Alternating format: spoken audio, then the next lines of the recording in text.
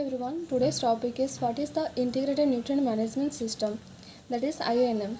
So Integrated Nutrient Management System is a system which include the use of chemical fertilizers as well as the use of organic resources, that is use of organic manures or biofertilizer or use of the legume crops.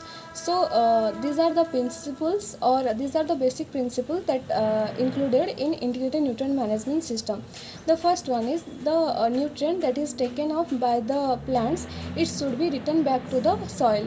Then the nutrient that is or nutrient or fertilizer that is used in integrated nutrient management system, it should be maintain the soil fertility status of the soil, and it should further upgrade that. Then it should maintain the total carbon percentage of that soil. Then it should not build up more abiotic stress to the plants. Then the next one is it should be maintain the total soil pH level, that is it should not be more acidic or more alkaline, it should be in between the neutral soil pH.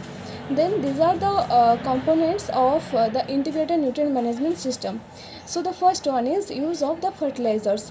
So we should use the fertilizer that is less harmful for the soil condition, and we should be use the organic manure, the compost, the vermicompost, which would further enhance the soil fertility status.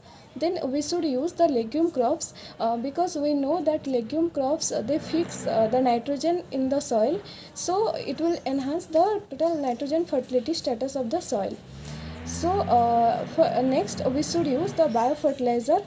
We know in biofertilizer we use the microorganism that will degrade the or solubilize the phosphorus. They will fix the atmospheric nitrogen, so hence they will be more beneficial for the soil.